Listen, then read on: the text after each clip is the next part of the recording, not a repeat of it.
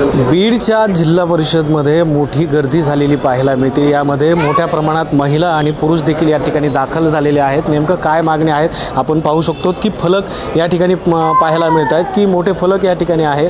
करू नका प्राथमिक यामध्ये बघू शकतात की भीक नको हक्क द्या, प्रशिक्षणार्थीला न्याय द्या, अशा अनेक या ठिकाणी पाहायला गेलं तर मोठे संख्येने या ठिकाणी हे युवक या ठिकाणी आलेले आहेत। नेमकं काय त्यांच्या मागण्या आहेत ते जाणून घेणार आहोत। काय सांगाल? मोठी गर्दी केलेली आहे, जिल्हा परिषदमध्ये आलेले आहे, मोठे बॅनर देखील या ठिकाणी पाहायला मिळतात। काय नेमकं मागण्या आहेत काय सांगा? मुळात असं आहे की निवडणुकीच्या काळामध्ये या प्रशिक्षणार्थीला समजा रुजू करण्यात आलं, निवड करण्यात आली, त्याचा शासन आदेश निर्गमित करून यांना 6 महिन्यासाठीचा कार्यकाळ देण्यात आला होता। मात्र हे फक्त निवडणुकीच्या कार्यकाळापुरतंच झालं। निवडणूक झाल्या, निवडून आले आणि ज्याच्या सत्ता स्थापन झाल्या, त्यानंतर ह्या ज्या लोकांनी जो कार्यकाळामध्ये काम केलेलं आहे त्यांचं म्हणणं आहे की आम्हाला 1 वर्षाचा कार्यकाळ देण्यात यावं, म्हणजे 6 महिन्याची वाढ देण्यात यावी। त्यासोबतच 25,000 रुपयाचं मासिक वेतन द्यावं आणि ज्या जागा ज्यावेळेस यापुढच्या ह्या क्षेत्रामधल्या जागा निघतात त्याच्यामध्ये 15% जागा राखीव द्याव्यात। रास्त मागण्या आहेत, कारण इतक्या दिवस यांनी हे काम केलं आहे ना, त्यांना त्याबद्दलची आपुलकी तयार झाली आहे।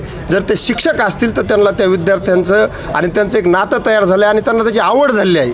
त्यामुळं राज्य सरकारने त्याचा सकारात्मक विचार करावा आणि फक्त निवडणुकीपुरतं राजकारण न करता या सर्वांना त्याच्यामध्ये संधी द्यावी, अशी मागणी करण्यासाठी आज बीड येथे हजारोच्या संख्येने हे लाडके भाऊ, कारण लाडके भाऊ म्हणूनच निवड दिलेली, तर ते लाडकेच ठेवावेत आणि त्यांना त्यांच्या केलेल्या कामाचा मोबदला द्यावा आणि कार्यकाळ वाढून द्यावा, म्हणून इथून ही सुरुवात झाली आहे। आणि बीडातून जेव्हा सुरुवात होते ना त्यावेळेस ते राज्यभर पोहोचते, चांगलंच माहिती आहे राज्यकर्त्यांना।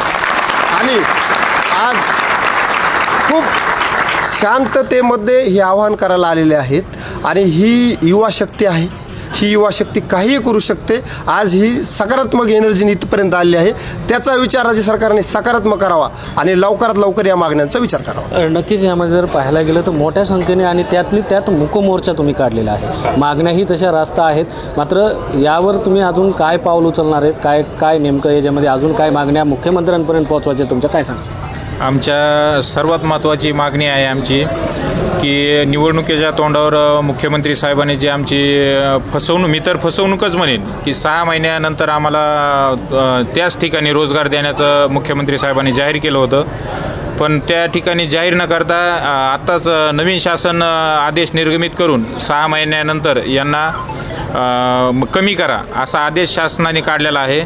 तरी माझी शासनाला विनंती आहे की त्यांनी तसं न करता आम्हाला कार्यकाळ वाढवून देऊन आम्हाला आहे त्या ठिकाणीच नियुक्ती देईन, भले ते कंत्राट का असाना, पण मानधन आमचं 10,000चं 15,000 करून आहे त्या ठिकाणी जरी नियुक्ती दिली तरी आम्ही सर्व करायला तयार आहेत। आणि हे जी लोक सगळे जे आलेले आहेत हे स्वखर्चातून आलेले आहेत आणि बीडचा कौशल्य विभाग जाणीवपूर्वक आमचे पेमेंट करत नाही। हे सगळे कुणाचेच पेमेंट झालेले नाही। आज 6 महिने झालं आहे कंप्लीट, आज 12 दिवसांनी 6 महिने होते, पेमेंट कुणाला भेटलेलं नाही 2 महिन्याच्या व्यतिरिक्त। तर आमची हीच मागणी, पेमेंट देऊन आम्हाला आहे त्या ठिकाणी रोजगार द्यावा। नक्कीच यामध्ये जर पाहायला गेलं तर लाडक्या भावांची या ठिकाणी प्रतिक्रिया पाहतोय, पण लाडक्या बहिणी देखील या ठिकाणी आपण पाहू शकतो या प्रश्नार्थी आहेत आणि यामध्ये त्यांचं काय नेमकं मत आहे। ताई काय सांगाल, काय मागणी असतील? आम्हाला असं वाटतं की 6 महिन्यासाठी रुजू केले, पण आमचं प्रशिक्षणार्थ्याचं जे कालावधी आहे तो त्यामध्ये कालावधी पूर्ण होत नाही, त्यामुळे 12 महिने त्यांनी कम्प्लिटली घ्यावा असं आम्हाला वाटतं। आता लाडके भाऊ मुख्यमंत्री आहेत, काय तुमची मागणी असणार आहे या सगळ्या गोष्टीसाठी? 6 महिने झाले पेमेंट नाही आहे, काय सांगा? 6 महिने झाला आम्हाला पेमेंट नाही, यावेळेस सरकारने आमच्याकडून न्याय देण्यात यावा एवढंच। काय सांगाल ताई?